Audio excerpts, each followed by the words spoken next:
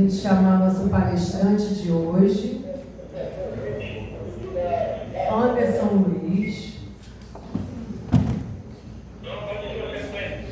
Anderson Luiz Barreto da Silva, que vai ministrar a nossa palestra de hoje, da Semana da CIPAT. Seja bem-vindo, obrigada pela participação. Muito obrigado, Glaucia. Boa noite, gente. Muita gente aqui já me conhece, né? Alguns não já me conhecem, então, tem muita gente também nova que sempre passa por aqui. Meu nome é Anderson Luiz Barreto da Silva, sou funcionário Transpetro próprio desde 2004, tenho aí 21 anos de carreira, sempre trabalhei nessa base aqui de Cabiúnas e, paralelo à minha atividade operacional na empresa, eu também possuo uma carreira acadêmica. Eu sou formado como professor na licenciatura em Geografia pela Universidade Federal Fluminense. Na mesma Universidade Federal Fluminense eu fiz o meu mestrado em Geografia e hoje eu sou aluno da UFRJ, onde eu estou terminando o meu doutorado em História Comparada. Se tudo der certo, ano que vem eu defendo minha tese. E as minhas pesquisas giram em torno de questões como racismo, intolerância religiosa contra religiões de matriz africana e desdobramentos correlatos ao racismo na sociedade brasileira. E hoje eu vim aqui falar um pouco para vocês de um tema que está presente nas minhas pesquisas de pós-graduação, que é o racismo e a sociedade brasileira, de como ele se desenvolveu e alguns reflexos que observamos no nosso dia a dia, no ambiente de trabalho e em diversas situações. Pode passar aí, meu amigo, por favor. O controle tem. Ah, ótimo. O controlezinho. Isso. O tema da nossa palestra é o racismo na sociedade brasileira. Vou começar com uma provocação para vocês que estão ouvindo aqui. É mais para refletir mesmo, para vocês pensarem: o que é o racismo para mim? O que eu penso a respeito desse termo racismo? Quando eu ouço a palavra racismo, a que isso me remete? Inclusive, se alguém gostaria, se alguém quiser se manifestar, um momento importante para participar, alguém gostaria de responder essa pergunta? O que é o racismo para você? Não é obrigatório, se ninguém quiser responder, a gente segue também. A Glaucia está distribuindo um brindezinho aí que é presente da minha gerência lá da JMF, da Transpetro, da adoção Paraná. Então, como ninguém quis perguntar publicamente o que é o racismo para você, sigamos para o próximo passo. Nesse primeiro bloco, a gente vai falar a respeito da origem do racismo e os seus reflexos sociais na sociedade brasileira, de uma forma um pouco mais histórica, só um bloco mais histórico. Tudo, absolutamente tudo que a gente sabe a respeito do racismo, todas as práticas racistas que são tomadas consciente ou inconscientemente, têm origem na colonização. A colonização foi um período nefasto da história da humanidade, onde milhões de pessoas foram escravizadas no continente africano e levadas à força para diversos países do mundo para servir como mão de obra escrava e tratada como mercadoria. A escravidão não foi inventada nesse período histórico. Já existia escravidão em outros povos, em outras civilizações mais antigas, de outras formas. Mas o que caracteriza fundamentalmente essa escravidão colonial é a transformação da escravidão em comércio, em mercadoria. Muitas das vezes, alguns desses países lucravam mais com o tráfico de pessoas escravizadas do que com os próprios produtos que elas produziam nas colônias. Então, o tráfico, o comércio, a venda das pessoas foi o que caracterizou principalmente esse período da escravidão colonial. E como justificar a dominação de um grupo social sobre o outro? Qual alegação eu poderia usar para justificar que um povo A ou um povo B pode ser escravizado ou não? É aí que entra o racismo. A desumanização dos povos africanos, a criação de pseudo-teorias científicas que buscavam tentar legitimar a inferioridade de determinados povos, principalmente os povos africanos, com relação a outros leis europeus, foram as questões que fundamentaram o racismo. A alegação dos dominadores europeus, colonizadores, era que os negros africanos não eram pessoas iguais a ele. Eram um subtipo de ser humano e, por conta disso, poderiam sim ser escravizados e tratados como animais, mercantilizados. E para quebrar essas teorias científicas, falsas teorias científicas, levou muito tempo. Só após a Segunda Guerra Mundial, com a publicação dos direitos universais da humanidade, após o genocídio que aconteceu na Segunda Guerra Mundial, é que essas teorias pseudocientíficas que atestavam que a existência de pessoas, seres humanos inferiores a outros, parou de existir. Essas pseudo-teorias científicas só caíram depois da Segunda Guerra Mundial, 400 anos depois do começo do processo da escravização das pessoas em África. E para contextualizar melhor essa introdução, vou pedir para o amigo soltar esse videozinho para a gente aqui, que fala um pouco da história da escravização da população negra africana no Brasil. Por favor, amigo.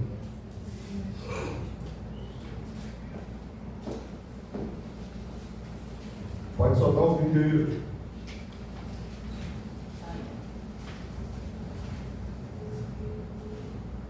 Outros, prestações Do começo lá, do começo. Testamentos dos senhores, mulheres, senhoras, solteiros, a escravidão no Brasil colonial. A escravidão que ocorreu entre os séculos XVI e XIX representa uma das grandes tragédias da humanidade, com graves consequências que alcançam nossos dias. Milhões de pessoas foram trazidas de suas raízes ancestrais e levadas para terras distantes. O tráfico de escravos no Brasil. Esse é o tema da nossa aula.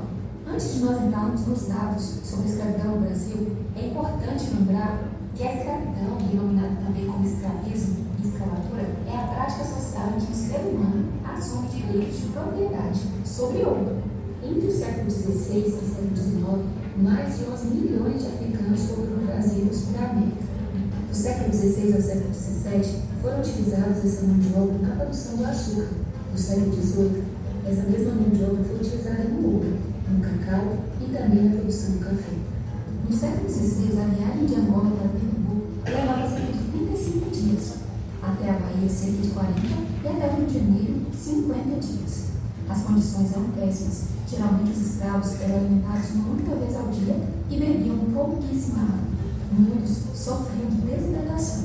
As viagens duravam de 1 a 3 meses. Nos navios chamados navios negreiros ou navios tondeiros, vinham cerca de 80 a 600 pessoas. 50% dessas pessoas morriam nessa travessia. Ocorreu também muitos casos de suicídio, tamanha a angústia das pessoas arrancadas de sua terra. Pessoas escravizadas no interior da África eram trazidas aos portos do litoral. Sua prisão era realizada por representantes de reinos, de cidades-estados africanas e até mesmo por europeus. Formou-se uma rede de comércio de vidas humanas. Muitos morriam no trajeto do interior ao litoral. Inúmeras famílias eram separadas nessas viagens. Essas pessoas eram alojadas em grandes barracões ou em áreas cercadas. O transporte de homens jovens entre 10 e 30 anos era preferível, pois que poderiam trabalhar por muitos anos nas fazendas. Em geral, o número de mulheres escravizadas era menor. Isso dificultava a formação de famílias negras na colônia e trazia a redução das populações da África. No Brasil colonial, nós vamos ter a mão de obra indígena e a mão de obra negra. Por que foi trocado a mão de obra indígena pela negra?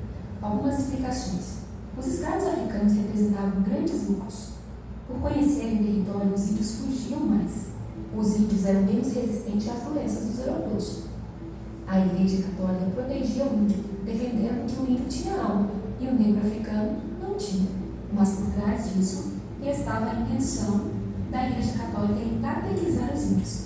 Os índios recebiam o cristianismo de forma mais rápida. Já o negro africano resistia à religião católica.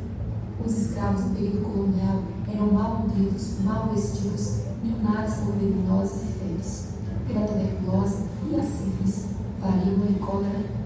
Eles eram submetidos a um intenso trabalho que atingia 18 horas por dia. Os escravos morriam em grande número nesse período. Quais eram as punições sofridas por um escravo? Chicotes, palmatória, açoite, tronco, argolas no pescoço, entre outras coisas. Todo escravo que não estivesse em sua fazenda antes das 10 horas da noite era preso. Era comum o uso de anúncios de jornais, oferecendo recompensa para quem achasse o escravo fugido. Quais eram as formas de resistência à escravidão? O conflito direto, as fugas e a formação de quilombos eram as mais significativas formas de resistência. Além disso, a preservação de manifestações religiosas, certos traços da culinária africana, a capoeira, o suicídio e o aborto eram outras vias de luta contra a escravidão. Como o escravo conseguia a sua carga de alforria? De forma gratuita, negociações com pequenas produções dos engenhos, outras pessoas poderiam pagar pela alforria, acordos, prestação de serviço até a morte, testamentos dos senhores, mulheres, senhoras, solteiras ou viúvas, entre outras. Em meio à escravidão colonial, existia o papel do escravo de ganho. O escravo de ganho assumiu uma posição diferente dos outros escravos da sociedade. Primeiramente, porque tinha direito a receber parte do fruto do seu trabalho. Os outros motivos que os tornavam peculiares era a livre circulação pela cidade. Mesmo permanecendo na condição de escravo, ou seja, uma propriedade do seu dono, havia a possibilidade de acumular riquezas e adquirir bens, ainda que a formação de uma riqueza considerável fosse difícil, como também conseguir uma quantia para comprar a sua própria alforria. Os escravos, a eles, eram proibidos os usos de sapatos. Calçar sapatos era um distintivo de classe na sociedade brasileira colonial. As brancas e as negras libertas podiam usá-los, as escravas não. Leis proibiam o uso de sapatos pelos escravos. Os escravos moravam em pequenas senzalas. A palavra senzala tem origem africana e significa residência de serviçais em propriedade agrícola ou moradia separada da casa principal. Podia ser um barracão repartido em vários compartimentos ou podia ficar ao lado da casa grande, residência do senhor Didi. Às vezes, a senzala era formada por barracos de barro batido, separados uns dos outros, construídos pelos próprios escravos. Nessas condições, tinha um pouco mais de privacidade e mantinha até mesmo relações familiares. As duras condições que as pessoas escravizadas enfrentaram trouxeram grandes consequências sociais para o Brasil. Diversas formas de resistência à escravidão existiam. Para que se combatam os efeitos da escravidão como o racismo, é necessário ter informações sobre o que representou esse passado para o Brasil. Além disso, é fundamental que se entenda o princípio de que todos são iguais. Esse é um pequeno resumo sobre o Brasil comum, em específico a escravidão. Se você gostou do vídeo... Aí chegou o final, hein? Obrigado. O que destaco nesse vídeo? A cultura é uma das grandes ferramentas de resistência da população negra desde o período da colônia. As religiões trazidas de África por essas pessoas escravizadas eram perseguidas e demonizadas pelos colonizadores.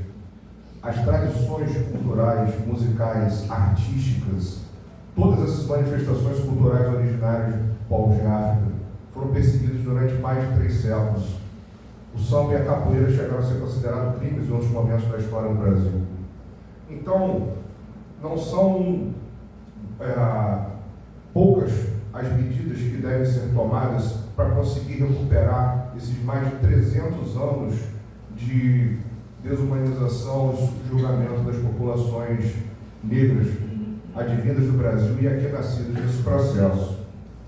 Uma coisa interessante que eles falaram ali, não sei se vocês perceberam, com relação ao sapato, que até o começo do século, final do século XIX, os escravizados não podiam usar sapatos. Quando na cidade do Rio de Janeiro aconteceu a reforma Pereira Passos, que criou toda a reurbanização do centro urbano do Rio de Janeiro, com áreas de arquitetura francesa, e foi criada a Avenida Rio Branco, para não dizer que o Estado brasileiro da época tinha uma posição racista, Qual foi a lei que foi criada para o trânsito da Avenida Rio Branco? Qualquer pessoa pode andar na Avenida Rio Branco, desde que use sapatos.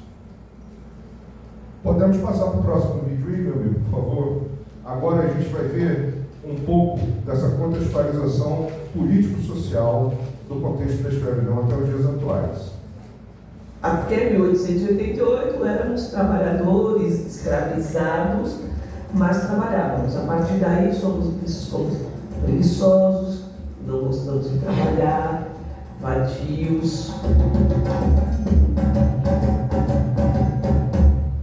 O racismo institucional existe, né? E atua dessa forma na vida das pessoas negras, porque existe o racismo que foi estruturado ao longo, né, do final do século XIX até o que a gente presencia hoje. Nós tínhamos até 1888 um regime de escravidão, uma escravidão que era justificada através de teorias científicas que dizia, né, que os negros eram de raça inferior e por conta disso a possibilidade de você escravizar pessoas e abaixo de tortura, né, de muita violência, porque a escravização é isso.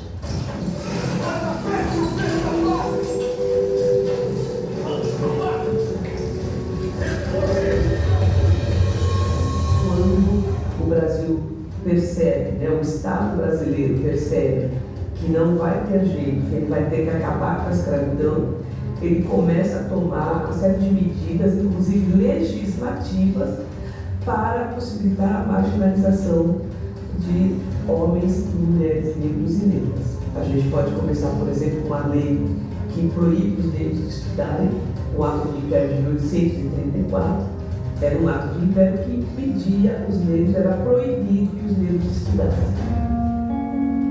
Em 1850, você tem a edição do Ato de Império, que eles chamam de Lei de Terras. As pessoas são proibidas de comprar as terras, principalmente os negros e indígenas.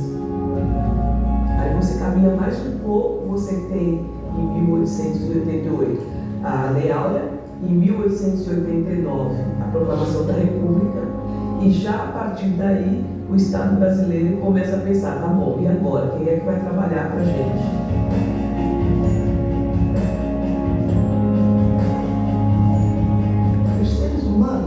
É uma espécie só. Ele pode ter nascido na Mongólia, ele pode ser do Polo Norte, do Japão, dos Estados Unidos ou da América Latina.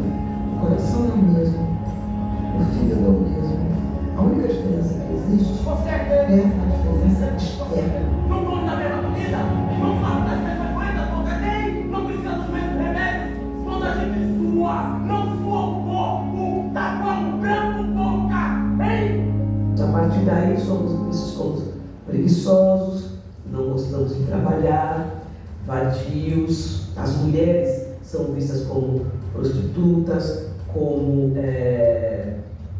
hipersexualizadas, né? Macumbeiras. Então, já pensando nisso, eles já começam a trazer os europeus, principalmente alemães e italianos, para substituir a mão de obra escrava. Muitos desses europeus vêm para o Brasil já recebendo um pedaço de terra, algum dinheiro e animais. E o que acontece com essa massa de homens e mulheres negros e negras após a abolição da escravatura? Sem terra, sem educação e sem trabalho. Em 1890, a República, né, tem as suas primeiras leis penais, dentre elas a lei de vadiagem. Os negros que eram encontrados sem trabalho na rua poderiam ser presos. E você tem a lei do capoeira, que proíbe os negros de jogarem capoeira ou de manifestar as suas culturas na rua, porque, na verdade, o intuito, além de proibir essa manifestação, era proibir o agrupamento, o ajuntamento de negros nas ruas. E é por isso que a gente fala hoje que a gente tem um racismo que ele foi estruturando-se.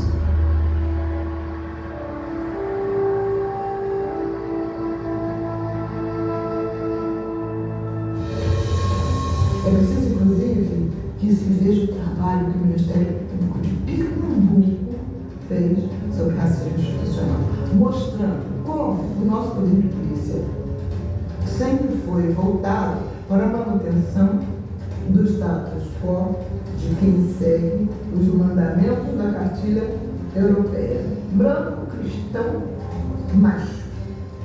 E há uma justificativa, há um processo ideológico por trás de ter as prisões brasileiras abordadas de negro, de ter uma maioria de pobres no país negros. Esse é um projeto filosófico do próprio grupo comunitário. Aí, obrigado, irmão. O que eu trago para a reflexão desse vídeo? Pode dar um pause aí, irmão. Durante mais de 3 séculos, a base da economia do que hoje chamamos de Brasil foi sustentada pela escravização de pessoas pretas trazidas do continente africano. Durante mais de 300 anos, essas pessoas trabalharam sem salário, trabalharam sem dignidade, sem o direito de ser reconhecidos como seres humanos.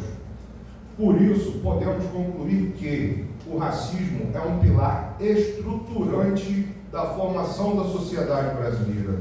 Por isso que quando se diz do racismo estrutural, diz-se que o racismo está presente na fundação, não só laboral, como psicológica e como fundamental da formação da sociedade brasileira. Tem uma frase do Mano Brown que é muito interessante, que ele diz que na sociedade brasileira, como num castelo de cartas, se você puxar a carta do racismo, todo o castelo cai.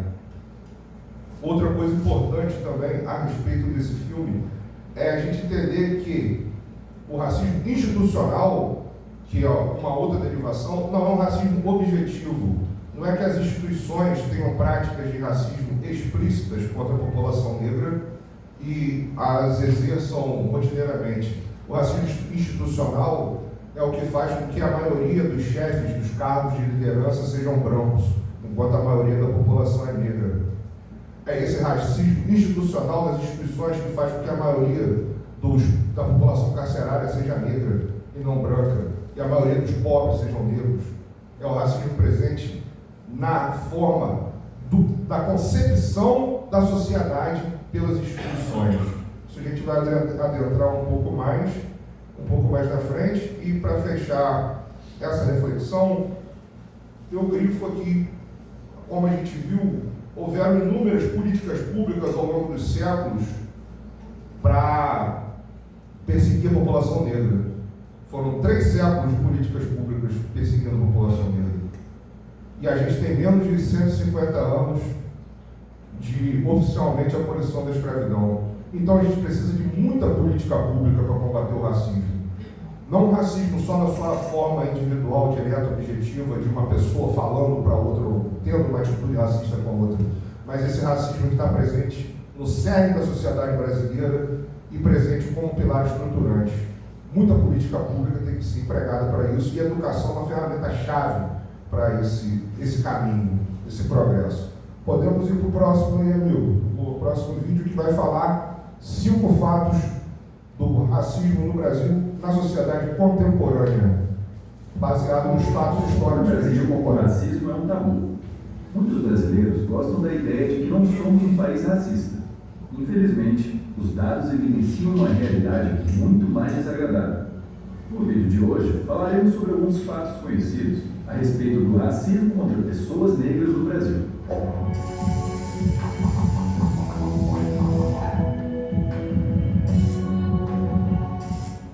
Fato número 1. O racismo contra pessoas negras no Brasil está profundamente enraizado no modo como a nossa sociedade funciona.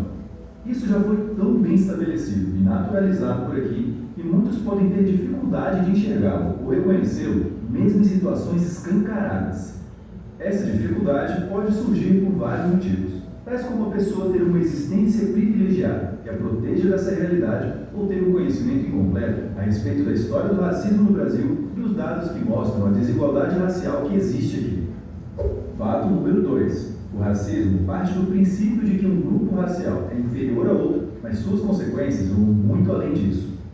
O sistema de opressão pode se estabelecer quando um grupo dominante categoriza pessoas dentro de grupos raciais e usa seu poder para desvalorizar, desempoderar ou restringir o acesso desses grupos a oportunidades e recursos valiosos. As ideias racistas podem ser difundidas de várias maneiras pela sociedade, ganhar um nível de profundidade tão grande em uma cultura ao ponto de membros dos próprios grupos desvalorizados compartilharem delas. Fato número 3. Apesar da origem do racismo contra negros no Brasil ser mais antiga, a sua presença é bem atual. Ele é uma consequência de ideias sobre a inferioridade de negros em relação a brancos que se fortaleceram durante os períodos de colonização e escravização, as quais se difundiram desde então e continuam se difundindo. O Brasil só aboliu oficialmente a escravização a qual os negros foram submetidos desde o período colonial há 132 anos. Sim, faz pouco tempo, e isso ajuda a entender alguns dados atuais. Por exemplo, pessoas negras têm, em média, menor nível de escolaridade, maior nível de desemprego e rendas menores do que pessoas brancas. Durante a escravização, negros eram vistos como inferiores. Depois que ela foi abolida oficialmente, não é como se isso tivesse mudado magicamente da noite para o dia. Na verdade, é necessário pouco esforço para encontrar sinais na internet de que essa visão persiste. Deixados à própria sorte depois da abolição e sofrendo diversos tipos de opressão, desfavorecimento e violência ao longo de gerações, não surpreende que os índices de desigualdade racial que existem por aqui sejam tão gritantes. Fato número 4. O racismo se manifesta de várias formas em uma sociedade, tais como na cultura, nas instituições e nas pessoas. O racismo cultural se refere a todas as formas pelas quais o racismo é estimulado e mantido em uma cultura. Isso envolve todos os valores, os símbolos, os aspectos linguísticos e as ideias que reforçam o racismo e que criam as condições sociais para que negros sejam sistematicamente discriminados. Esse tipo de coisa te atinge todos os dias por meio da mídia, da internet ou dos estereótipos de negros presentes nos filmes que assiste, por exemplo. Como o racismo é muito difundido, o seu cérebro se acostuma, até mesmo de forma inconsciente, com muitas ideias racistas que poderão afetar o seu comportamento futuro. Por isso, é perfeitamente possível que uma pessoa não tenha consciência plena de que possui concepções racistas na própria mente e acabe discriminando alguém, ou seja, tratando essa pessoa de forma diferenciada por percebê-la como parte de um grupo social. É exatamente isso que acontece com muita gente. Quando se vive em uma cultura racista, a tendência é que as pessoas reproduzam esse racismo no cotidiano, mesmo que não tenham a intenção de agir assim. Um dos reflexos disso é o racismo institucional, ou seja, o racismo presente nas leis e nas práticas das instituições que compõem uma sociedade. No Brasil, existem várias práticas institucionais que ajudam a perpetuar o racismo e podemos observar isso em muitas ações da polícia. Negros são muito mais frequentemente vistos como suspeitos por policiais do que brancos e 75% das pessoas que morrem em ações policiais são negras. Fato número 5. O racismo prejudica e mata a população negra. Pelo modo como são discriminados rotineiramente, negros possuem uma maior probabilidade de ter o seu bem-estar reduzido, exibir sintomas depressivos e terem menor acesso a um tratamento médico de qualidade do que brancos. 75% das vítimas de assassinatos no Brasil são negras. Essas pessoas têm 2,7 mais chances de serem assassinadas do que brancos, e esse padrão veio aumentando nos últimos anos. A pandemia do coronavírus também vem escancarando essa desigualdade racial. Um estudo conduzido por pesquisadores das universidades de Cambridge, Oxford e do Espírito Santo, que levou em conta dados de mais de 11 mil casos de morte por Covid-19 no Brasil, indicou que a mortalidade era consideravelmente maior em regiões do norte e entre negros e pardos em comparação com brancos. Esses dados fazem sentido se levarmos em conta que a mortalidade mais elevada ocorreu em regiões com menor desenvolvimento socioeconômico em comparação com as outras e entre as populações que costumam ter menos acesso a serviços de saúde de qualidade. Quando alguém fala que vidas negras importam, é porque a vida dessas pessoas está realmente em maior risco. As vidas de outras pessoas também importam, mas além disso ser óbvio, ignorar os dados sobre a realidade racista que vivemos aqui é mais uma manifestação do próprio racismo e que contribui para sua manutenção. Brancos e negros no Brasil não têm a mesma chance de serem abordados por policiais, vigiados por seguranças em supermercados, de concluírem um curso universitário ou ocuparem cargos de importância em instituições. Em uma cultura racista, não basta repudiar o racismo. É necessário que todos nós tenhamos uma postura antirracista, ativa e explícita. Se quiser entender mais sobre a importância disso, leia o pequeno manual antirracista da Jamila Ribeiro. Se gostou do vídeo, clique no joinha. Pode passar o vídeo aí, bom, obrigado. O que a gente propõe aqui é a discussão a respeito desse vídeo? O professor Silvio Almeida, que é o autor do livro chamado Racismo Estrutural, um dos maiores estudiosos do racismo no Brasil, ele propõe que no Brasil o racismo não é uma anormalidade, não é uma coisa anormal. O racismo é uma atitude naturalizada que acontece cotidianamente em várias camadas da sociedade, de diferentes formas e diferentes entendimentos.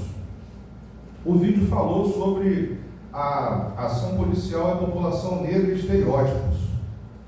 Quem nunca aqui, em algum momento, ouviu dizer que alguém atravessou a rua porque vinha uma pessoa preta do outro lado e ela achou que ia ser assaltada? Sem ter a menor noção de quem é a outra pessoa, do que a outra pessoa está fazendo, nem nada. Só, única e exclusivamente por ser uma pessoa negra. Até bem pouco tempo atrás, a respeito do racismo cultural, as pessoas pretas só apareciam nos filmes e na televisão como empregado doméstico, assaltante, subempregado. Nunca aparecia uma pessoa preta como um expoente intelectual, como uma grande liderança. Só se fosse o Nelson Mandela, aí ok, aí tudo bem. Mas na formação cultural da sociedade brasileira, a imagem do negro reforçava esse estereótipo colonial da inferiorização da população negra. E isso deve ser combatido. E para dar robustez a esses vídeos que a gente assistiu agora, eu vou trazer para alguns dados aqui. Por favor, irmão, pode falar, sou eu que vou passar. Dados populacionais do Brasil. Esses dados que eu vou trazer agora aqui são dados do IBGE e dados do DIEESE, atualizados de acordo com o último censo de 2022 e com pesquisas de fluxo contínuo do IBGE e do DIEESE. No Brasil, segundo o censo do IBGE, a população autodeclarada negra e parda representa 56% da população. Aqui a gente tem a população parda, com 45%, a população branca, com 43%, a população autodeclarada preta, indígena e amarela. Para os movimentos sociais e movimentos negros, a categoria preta e a categoria pardo são, na verdade, a mesma categoria. Os pretos e pardos compõem a população negra, que juntos são a maioria da população brasileira. Aqui a gente tem a população negra por estado, a gente pode ver, a Bahia, 79,7% de população negra e parda, a maior do Brasil. Qual é o gentílico que é famoso nas piadas do racismo recreativo como preguiçoso, como vagabundo, como não sei o quê? O baiano, aonde está a maioria da população preta do Brasil proporcionalmente. Será isso uma coincidência? Agora vamos diretamente ao que justifica esse tema estar numa CIPA, que são as relações de trabalho, de racismo de trabalho. Apesar de ter havido avanços nos últimos anos, a gente observa que a maioria da população negra ainda é a que ganha menos, a maioria da população negra é a que ocupa menos cargos de liderança, a maioria da população negra está nos cargos de menores salários e a menor parte da população negra ocupa lugares de destaque em companhias e administrações, empregos de melhor rendimento. Seguindo os números, taxa de desocupação de acordo com sexo, cor e raça. É importante falar, eu não falei no começo, mas eu tenho que falar. Quando a gente fala raça aqui, biologicamente, não existe esse conceito de raça aplicado a seres humanos. Isso foi derrubado lá em 1940 e pouco. Todos os seres humanos pertencem à mesma raça. A raça humana é uma só. Esse conceito de raça que a gente estuda é um conceito de raça sociológico, é um conceito de raça formado na sociedade. Não representa uma diversidade física, biológica, e sim uma diferenciação criada por termos da sociologia. Então, o que fica bem evidente aqui, entre os desempregados, proporcionalmente, a maior parte dos desempregados são mulheres negras. O segundo maior grupo são as mulheres não negras. E os homens negros, o terceiro maior grupo. Então, entre homens e mulheres, os desempregados são negros, em sua maioria. Taxa de subutilização, que são pessoas com formação, qualificação profissional, mas que acabam trabalhando em empregos que requerem muito menos de seu conhecimento, de sua intelectualidade, mesmo possuindo diplomas. A maioria dos subutilizados entre homens e mulheres são negros, e entre os homens também são negros. Proporção de ocupados em trabalho desprotegido, que para o DIEESE, quem traz esses dados para a gente, são a economia informal, os subempregos, o ambulante, o artesão. Tem uma explicação aqui. Trabalhador desprotegido para o DIEESE é aquele que está empregado sem carteira, autônomos que não contribuem e trabalhadores familiares auxiliares. Entre esses subempregados do Brasil, a maioria são mulheres negras. E a segunda parcela maior são de homens negros. Proporção de negros e não negros nos 10 ocupações com maiores salários no Brasil. Observem aqui. Dos 10 salários, segundo o IBGE e o DIEESE, dos 10 cargos que melhor remuneram no Brasil, nenhum deles a população negra está em maior número, apesar de a gente ser o maior número da população. O melhor desempenho fica nessa classe aqui, ó, de profissionais em direito de uma forma em geral, com 35% de negros e pardos. E o menor é esse aqui, ó, os médicos especialistas, onde só 13,6% da população são negros e pardos.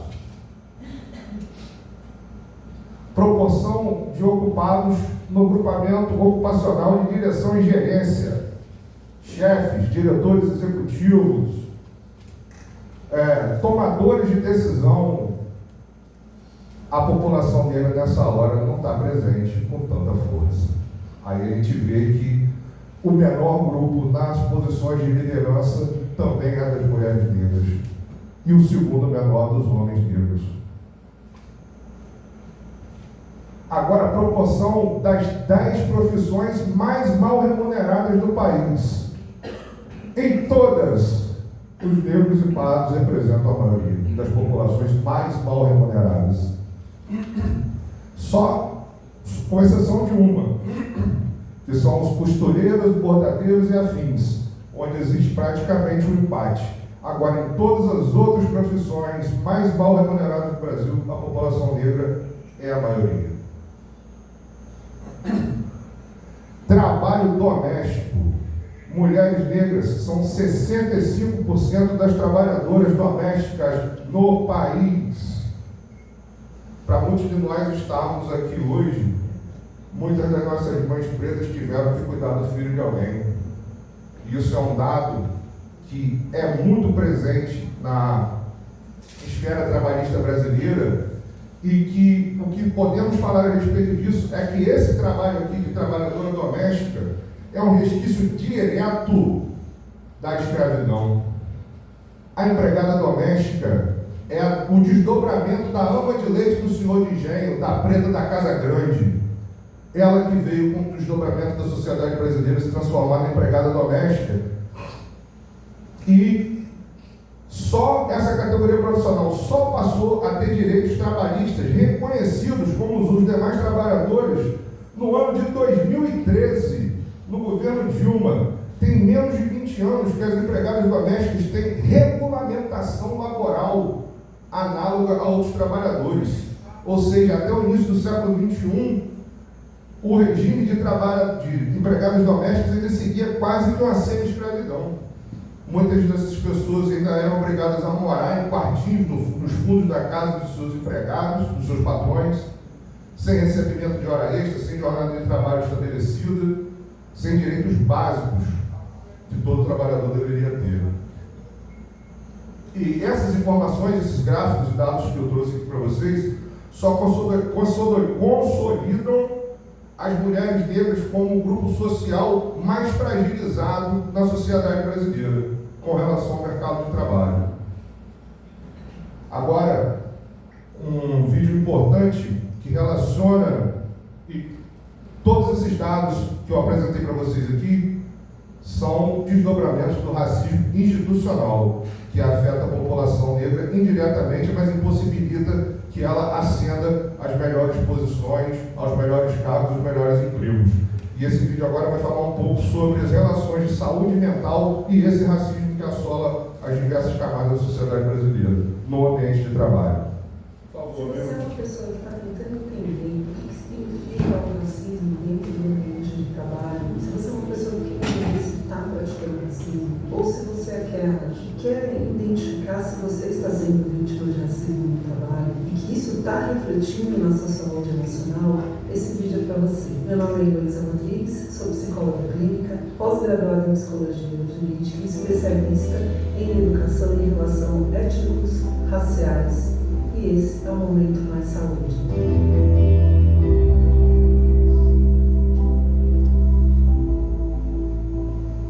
A gente vem olhando muito para as questões de saúde mental da população negra enquanto psicólogos, mas ainda temos grandes desafios. O primeiro deles é entender o que é o racismo, o que significa o racismo e como isso reflete na saúde mental da população brasileira. Considerando historicamente que a gente tem dentro do nosso país um projeto muito bem sucedido de embranquecimento, ainda é muito difícil para as pessoas se identificarem como pessoas negras. E, mais ainda, identificar o racismo, a prática do racismo.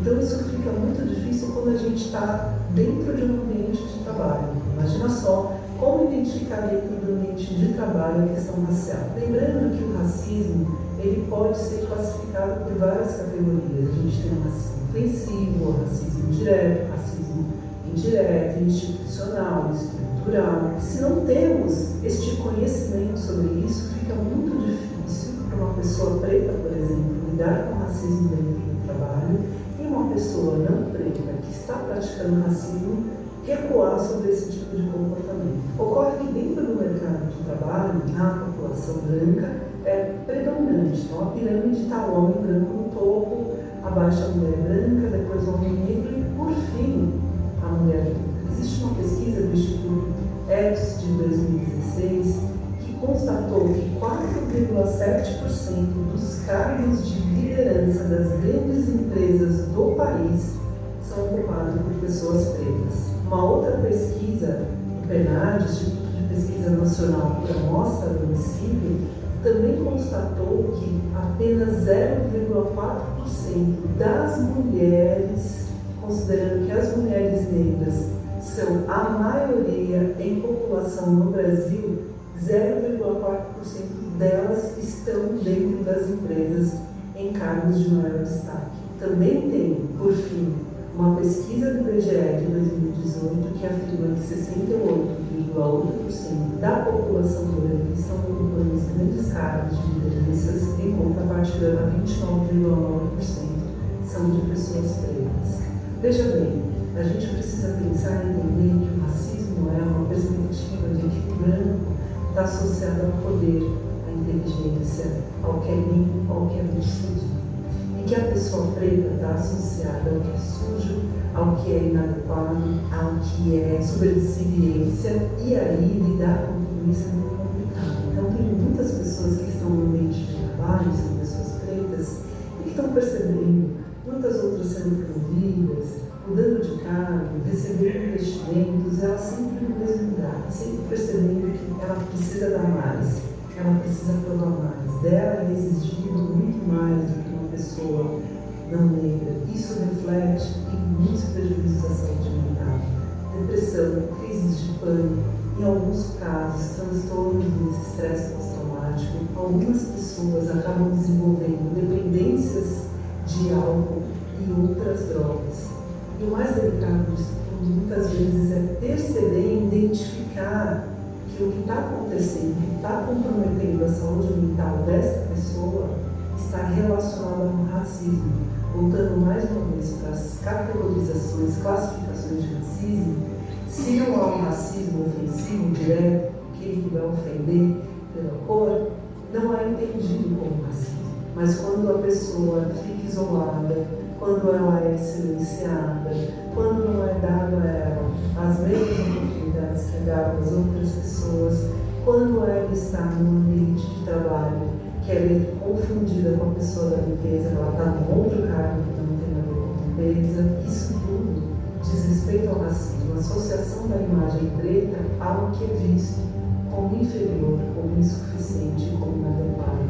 Agora, as questões de saúde mental, elas vão ficando muito comprometidas, né? A nossa estrutura, ela vai ficando muito frágil quando a gente vai passando por inúmeras situações de violência.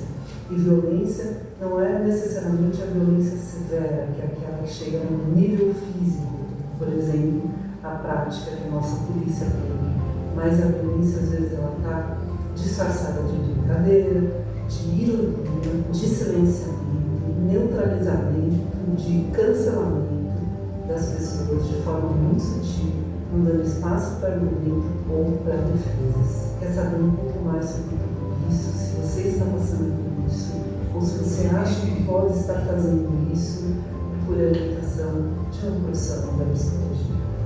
Se você precisa de acolhimento ou orientações, entre em contato com a Secretaria de Saúde e Condições de Trabalho do Sindicato. No telefone 41 3015 0523 ou pelo WhatsApp. Pode falar o vídeo, irmão. 999. Com relação ao racismo e essas relações trabalhistas que eu apresentei aqui agora para vocês, aqui na Transpetro existe um grupo chamado Grupo de Afinidade Étnico-Raciais que debate essas relações sobre o racismo, sobre equidade de oportunidades. Eu faço parte desse grupo de afinidade étnico-racial e podem participar desse grupo tanto funcionários próprios quanto terceirizados.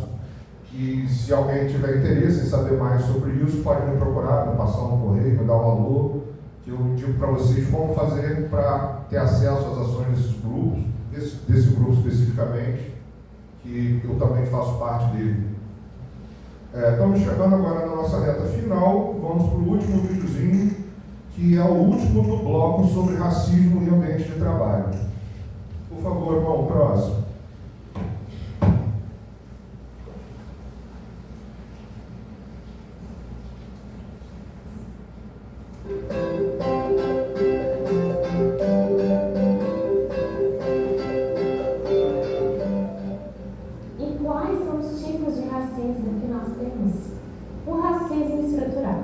O racismo é uma decorrência da própria estrutura social, ou seja, do modo normal com que se constituem as relações políticas, econômicas, jurídicas e até familiares.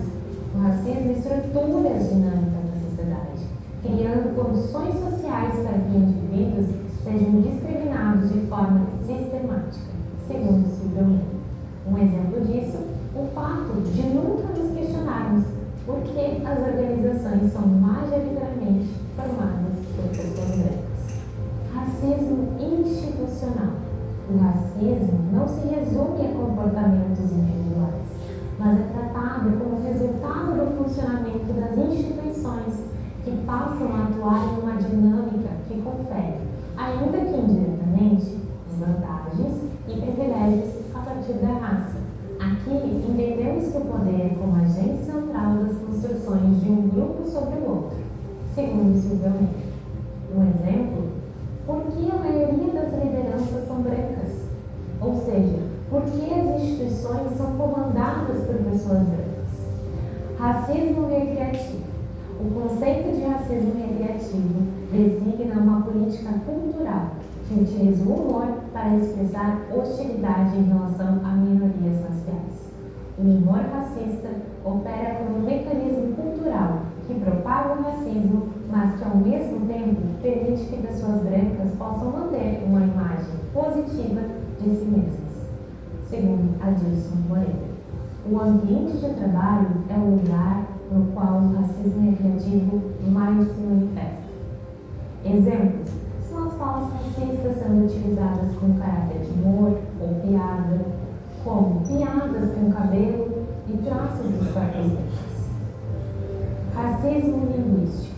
O racismo linguístico é criado como uma perspectiva de análise das construções de língua e linguagem, daqueles que não compõem o espectro branquitude-poder. Expressões como negro é foda, denegrir, a coisa tá preta, inveja branca, cabelo ruim, não sou outras negras, tem um pé na cozinha e tantos outros exemplos delimitam a forma como constantemente estamos reproduzindo nas nossas falas e expressões, colocando o negro como sinônimo negativo.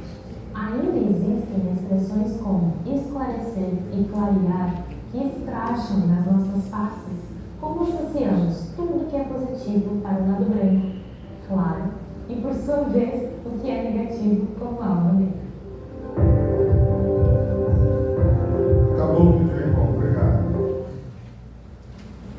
Esse vídeo é para chamar mesmo a reflexão, porque muitas vezes a gente ouve isso no ambiente de trabalho de colegas nossos que não percebem o quanto esse tipo de fala é nociva, é prejudicial e é carregada de um preconceito histórico que hoje se apresenta de uma forma sutil, como uma forma de humor, mas as suas origens, as suas raízes, está lá na escravização da população africana, está lá na desumanização da população negra brasileira durante séculos. Então, vamos ao último bloco para encerrar. A gente falou do racismo no mercado de trabalho e como que é difícil para a população negra ascender os melhores empregos, os melhores cargos, as lideranças. E agora a gente vai correlacionar isso com a educação, que é a base fundamental da construção laboral. Esses dados aqui do censo do IBGE mostram a média nacional de pessoas com mais de 15 anos no Brasil que são analfabetas. 7% da população brasileira, de acordo com o último censo, é analfabeta. Entre mulheres e homens pretos e pardos e indígenas, todos os índices são acima da média nacional. Mulheres pardas 8%, homens pardos 9%, homens pretos 10%. E os não pretos, todos estão abaixo da média nacional de analfabetismo. Os indígenas, os negros e pardos são menos capazes intelectualmente do que os brancos para ter tanto número de analfabetismo? Claro que não.